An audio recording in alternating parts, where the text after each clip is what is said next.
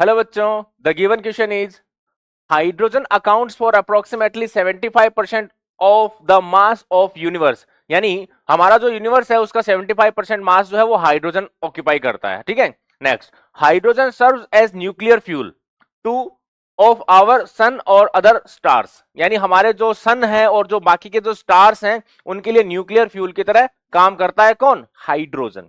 ठीक है, and these are mainly composed of hydrogen. और ये सारे के सारे जो हैं उनका मेन कंपोजिशन जो पार्ट है वो हाइड्रोजन का होता है।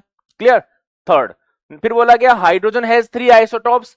हाइड्रोजन जिसको हम प्रोटियम बोलते हैं, ड्यूटीरियम हो गया जिसको डी से रिप्रेजेंट करते हैं, इसको हम हेवी हाइड्रोजन भी बोलते हैं, and the last one is tritium. ठीक है ना, ये 3 आइसोटॉप हो गए हमारे पास हाइड्रोजन के, प्रोटियम, ड्यूटीरियम एंड ट्रीटियम।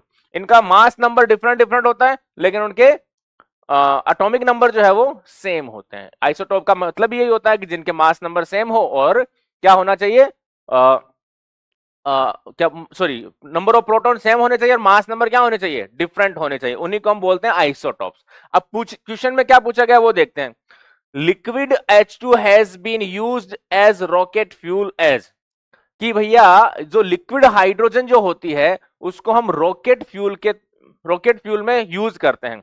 किस तरीके से यूज करते हैं, क्या कारण है जिसके कारण रॉकेट फ्यूल के अंदर हम H2 लिक्विड H2 को यूज करते हैं? क्लियर। तो देखो बच्चों, मैं आपको कुछ पॉइंट बताता हूं, क्लियर करवाता हूं। देखो, जो हमारे पास रॉकेट जो होते हैं वो कुछ 4-5 बेसिक पॉइंटों पे काम करता है। जैसे सबसे पहला पॉइंट क्या होना चाहिए कि रॉकेट जो है उसका काम होता है ऊपर की तरफ मूव करना। ठीक, अब अगर ऊपर की तरफ मूव करेगा तो उसमें हमारे पास जो भी हम उसको, जैसे मान लो रॉकेट को बनाते हैं, है ना, या फिर रॉकेट में जो चीजें हम क्या करते हैं, जो उसमें रखते हैं, जो हमें ऊपर की तरफ पहुंचानी है, वो सारी चीजें हल्की होनी चाहिए। ठीक है ना, रॉकेट का जो वेट है वो भी कम होना चाहिए, रॉकेट के थ्रू हम जो सामान ऊपर की तरफ लेके जा रहे हैं वो भी हल्का होना चाहिए, इसलिए वो लाइटर मटेरियल से मिलके बनाया जाता है। क्लियर, पहला चीज। दूसरा ये है कि जो रॉकेट होता है उसको अर्थ की ग्रेविटी से निकलने के लिए हम एक साथ एक अच्छा सा थ्रस्ट प्रोड्यूस करते हैं, जिसके कारण वो पहले हाई स्पीड में ऊपर की तरफ जाता है। तो हमें एक अच्छा थ्रस्ट प्रोड्यूस करना होता है। ठीक है, तो थ्रस्ट होना चाहिए रॉकेट के अंदर। ठीक है, और तीसरा, जो मटेरियल, जो फ्यूल हम यूज कर रहे हैं वो कम से कम एरिया ऑक्यूपाई करे। क्लियर, ये कुछ चीजें हैं। चलिए, अब लिक्विड हाइड्रोजन का रॉकेट फ्यूल के तौर पे हम यूज करते हैं, क्यों, ये देखते हैं, पढ़ते हैं। It's reaction with oxygen is highly exothermic. दोस्तों, H2 प्लस O2, इनकी जो रिएक्शन होती है जिससे बनता है H2O, सबसे इंपॉर्टेंट चीज तो ये हो गई हमारे पास। ठीक है, ये लो भैया, ये हो गया 2 मोल्स ऑफ H2O। ये जो रिएक्शन है हमारे पास ये हाईली एक्सोथर्मिक होती है। इसका जो हमारे पास हीट ऑफ रिएक्शन होगी ना, delta H of reaction, that is equal to 572 kilo joule के आसपास होती है भैया।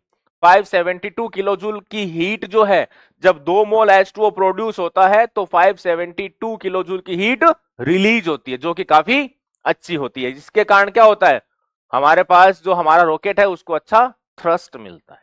पहला पॉइंट हो गया हमारा, यही पूछा है ना क्या कारण है, तो पहला तो हमारा ट्रू हो गया। चलिए सेकेंड पॉइंट पे चलते हैं। सेकेंड पॉइंट क्या होगा उसकी बात करते हैं। It occupies small space. सही बात है भैया, हाइड्रोजन है, सबसे हल्का है, सबसे छोटा एटम है, और लिक्विड में अगर ये जाएगा, कंप्रेस करके हम इसको लिक्विड में कन्वर्ट करेंगे तो क्या होता है, बहुत ही कम एरिया ऑक्यूपाई करेगा।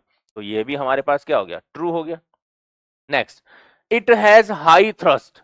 हाइड्रोजन यानी ये जब रिएक्शन बनती है तो एक्सोथर्मिक होगी, एक्सोथर्मिक में इतनी हीट रिलीज हो रही है, इस हीट के कारण क्या होगा, एक साथ एक अच्छा सा थ्रस्ट प्रोड्यूस करता है, जिसके कारण क्या होता है, रॉकेट जो होता है उसके नीचे वाले हिस्से पे अच्छा सा एक धक्का लगता है, जिसके कारण अचानक से एक साथ से क्या होता है, रॉकेट जो है ऊपर की तरफ चला जाता है। तो ये भी हमारे पास ट्रू पॉइंट हो गया। तो अगर हमें पूछा जाए कौन से ट्रू हैं, तो ऑल ऑफ दीज, इन तीनों कारणों के कारण हम क्या करते हैं, H2 को as a rocket fuel use करते हैं। क्लियर है भाई।